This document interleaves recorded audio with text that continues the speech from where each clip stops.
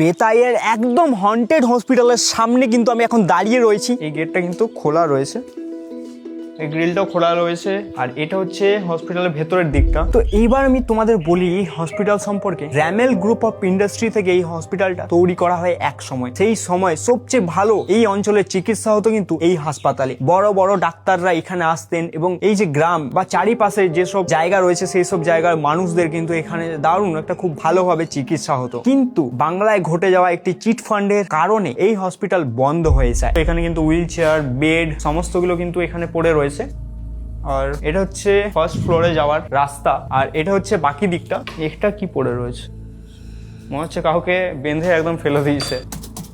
এখনো কিন্তু স্লাইনটা দেখতে পাচ্ছ পড়ে রয়েছে, আর তার সাথে কিন্তু এখানে মদের বোতলও কিন্তু পড়ে রয়েছে। কম্বিনেশনটা বেশ ভালো। সেই সময় চিট ফান্ডে ঘটে যাওয়া ঘটনার সাথে এই হসপিটালে কিছু ডাক্তার, নার্স এবং এই হসপিটালে আরো বিশেষ কিছু কর্মচারী ছিলেন যাদের এই চিট ফান্ডের সাথে সংযোগ ঘটে গিয়েছিল, এবং সেই সংযোগ ঘটে যাওয়ার ফলে টাকা ফেরত দিতে হবে এই যে দুশ্চিন্তায় তারা কিন্তু এক এক করে এই হসপিটালে করেন। কেউ হসপিটালে বিষ খেয়ে মারা যান, কেউ হয়তো গলায় দড়ি দিয়ে ঝুলে পড়েন, আবার শোনা যায় কেউ নাকি এই হসপিটালের ছাদ থেকে নিচে ঝাঁপ দিয়েছিলেন। এখনো কিন্তু আমরা গ্রাউন্ড ফ্লোরে রয়েছি, আর গ্রাউন্ড ফ্লোরে এটা হচ্ছে বেশ অন্ধকার একটা রুম। লাইটটা আমাদের দেখতে হবে।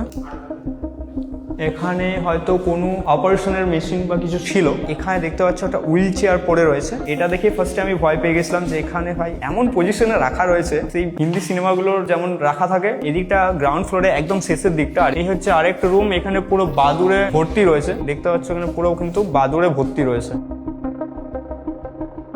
এটা দেখতে পাচ্ছ, এটা আই থিঙ্ক ক্লিপ ছিল, আই থিঙ্ক একদম উপরতলা পর্যন্ত যাচ্ছে। এই যে সিঁড়ি তোমরা দেখতে পাচ্ছ, এটা ধরেই আমরা কিন্তু যাব ফার্স্ট ফ্লোরে। তারপর থেকেই বলতে গেলে এই হসপিটাল প্রায় বন্ধ করে দেওয়া হয় জনসাধারণের জন্য। তারপরেই এক এক ঘটনা ঘটতে থাকে এখানে। কোনো সময় নানা আওয়াজ শোনা যায়, কোনো সময় মানুষ লক্ষ্য করেছেন কেউ হয়তো হাঁটা চলা করছে এই হসপিটালের মধ্যে, আবার কোনো সময় কেউ ডাকার আওয়াজ শোনা পাওয়া যায়। এমনটাই আমরা মানুষদের সাথে কথা বলে জানতে পারলাম। আর সব থেকে বড় কথা যে প্রত্যেকটা হসপিটালের কিন্তু বাইরে কিন্তু মর্গ হয়, কিন্তু এই হসপিটালে আমরা যেটুকু গ্রামবাসীদের কাছে শুনলাম যে এটার মর্গ কিন্তু এই হসপিটালের ভেতরেই ছিল। তো আমরা সেটাকে খুঁজে বার করার চেষ্টা করব যে সেটি কোথায় রয়েছে। উপরে যাওয়ার রাস্তার মধ্যে কিন্তু এই বেডটা দিয়ে দেওয়া হয়েছে। তো এই বেডটা ক্রস করে আমাদেরকে কিন্তু হালকা করে উপরে যেতে হবে।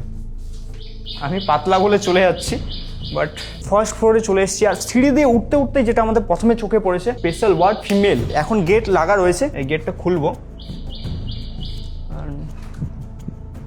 এরকম একটা ভয়ানক ব্যাপার রয়েছে। সমস্তগুলো কিন্তু পুরো ভাঙা অবস্থায় রয়েছে, দেখতে পাচ্ছ। আলমারি খোলা রয়েছে, সমস্ত ফাইল কিন্তু চারদিকে একদম ফেলা অবস্থায় রয়েছে। এদিকে দেখো কম্পিউটার থেকে শুরু করে সমস্তগুলো কিন্তু এখানে একদম খারাপ অবস্থা রয়েছে।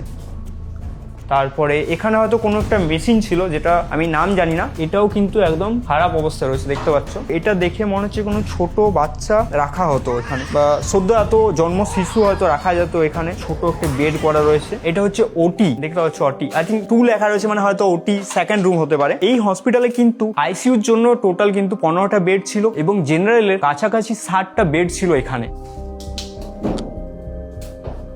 I think it's stretcher.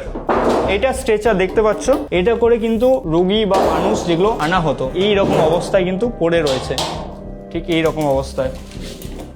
এই দিকটা দেখো, এই দিকটা দেখে তো আরো একটা ভয় ব্যাপার আছে। এখানে হয়তো অপারেশন করা হতো। মেশিনগুলো এখনো কিন্তু সেই রকমই রয়েছে। মানে কি ভয়ঙ্করই না জিনিস ঘটেছিল এখানে, যে মানুষ এই সমস্ত সামগ্রী ছেড়ে চলে যেতে বাধ্য হয়েছে। দেখো এখানে তুলা থেকে শুরু করে সমস্ত কিছু পড়ে রয়েছে। ব্যান্ডেজ অ্যান্ড পাইপস, নার্সদের ড্রেস, এখনো কিন্তু ব্যান্ডেজগুলো রয়েছে, দেখতে পাচ্ছ।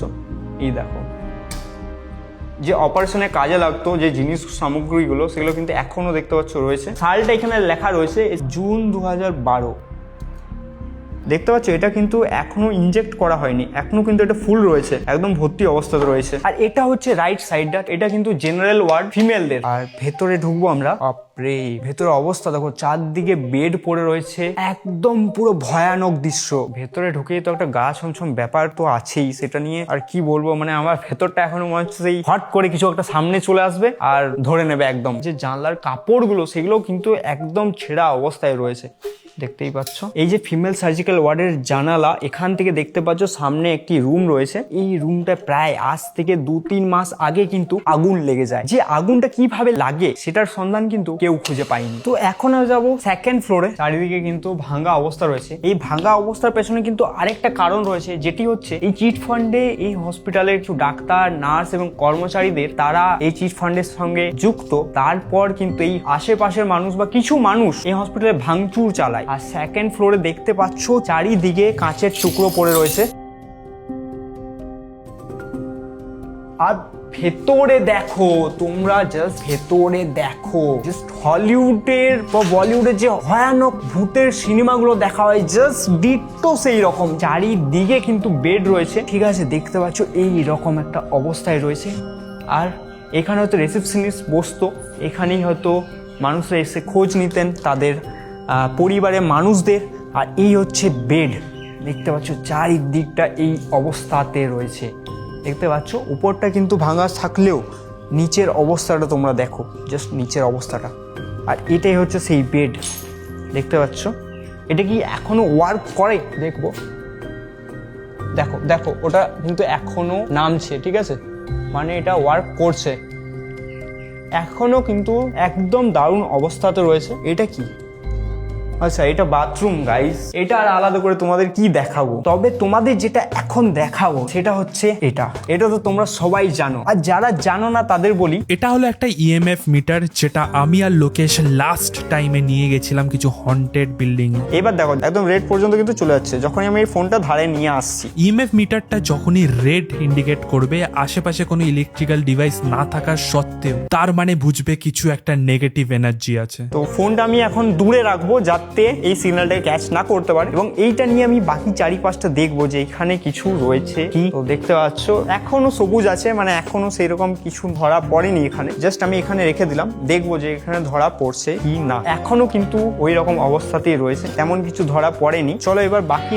এই রুমটার চারিপাশটা একবার দেখবো যদি কিছু ধরা পড়ে কি না। এখনো কিন্তু সবুজ রয়েছে। তো এখানে তো আমরা তেমন কিছু পেলাম না, বাকি রুমগুলোতে যাবো এবং এটাও দেখবো যে আদৌ কিছু রয়েছে কি নেই। এখন আমরা যাচ্ছি থার্ড ফ্লোরে। এইটাই হচ্ছে এই হসপিটালের লাস্ট ফ্লোর, তারপরে রয়েছে টেরিস। আর এটাই হচ্ছে এই হসপিটালের মিডিল এরিয়া। একটা ছোট হয়তো গার্ডেনের মতন ছিল, একদম উপরে এসে গেছি। এখানেই সবার প্রথমে দেখতে পাচ্ছ ছবি এঁকেছে মা কালীর বা হয়তো মা দুর্গার। চলে এলাম আমরা সেকেন্ড রুমে। আর সেকেন্ড রুমে এসেই পরে আমরা দেখতে পাচ্ছি এই রুমটার চারিপাশেই কিন্তু একটা জ্বালার চিহ্ন রয়েছে, মানে আগুন লাগার একটা চিহ্ন দেখতে পাচ্ছ দেওয়ালে প্রত্যেকটা কোণে কোণে কিন্তু রয়েছে। ভেতরে যাওয়ার উপায় নেই, সামনেই কিন্তু বেড দেওয়া রয়েছে। এটাও কিন্তু আগুন জ্বালার একটা চিহ্ন রয়েছে। আগুন লাগার পর যে ভস্মগুলো হয় বা যে ছাইগুলো আছে সেগুলো কিন্তু এখনো এখানে পড়ে রয়েছে। এরপর যাবো আমরা থার্ড রুমে। ভেতরটা দেখো তোমরা, জাস্ট ভেতরটা দেখো। আমি জাস্ট উপরে প্রথমে দেখাতে বলবো, উপরটা দেখো এইরকম রয়েছে আর নিচে দেখো বেড রয়েছে। কি রুম সেটা কিন্তু কোথাও লেখা নেই, সুতরাং তোমাদের আমি বলতে পারবো না এটা কি রুম। তবে ভেতরটা দেখো, এখানে কিন্তু এক বেডের উপর একটা ছুরি রয়েছে। এছাড়াও এখানে কিছু ঠাকুরের ছবি রয়েছে, দেখতেই পাচ্ছ মা কালীর ছবি, সরস্বতীর ছবি, গণেশ লক্ষ্মীর ছবি। এইখানে দেখো গাইস নেল পলিশ কিন্তু রাখা রয়েছে। এখন আমি জানি না এটা কে ইউজ করে, মানে এখানে যে পেশেন্ট ছিল তার সমগ্র সামগ্রী কিন্তু এই জায়গায় রয়েছে। আর এইটা দেখো, একটু বেরোই কারণ আমি আর নিতে পারছি না। নিঃশ্বাসের প্রবলেম হচ্ছে।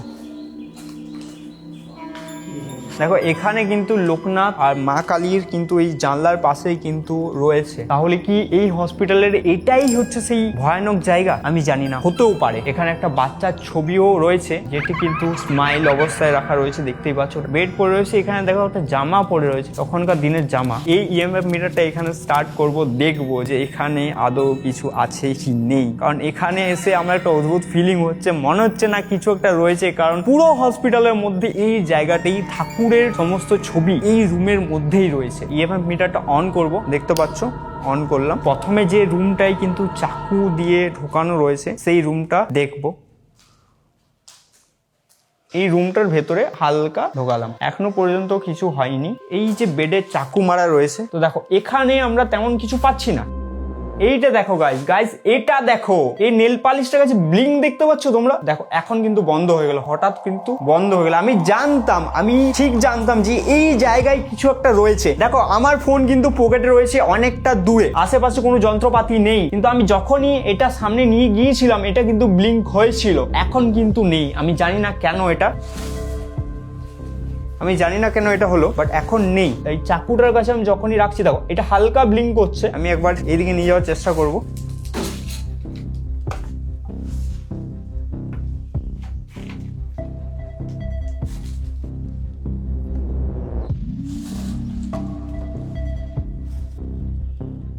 দেখো এখনো ব্লিঙ্ক হচ্ছে, এই নেল পালিশটার কাছে কিন্তু ব্লিঙ্ক হচ্ছে। হতে পারে এটা কোনো প্রবলেম হতে পারে মেশিনে, বাট অফ করে আবার অন করছি। আমি ছেড়ে দিই যদি হাতটা,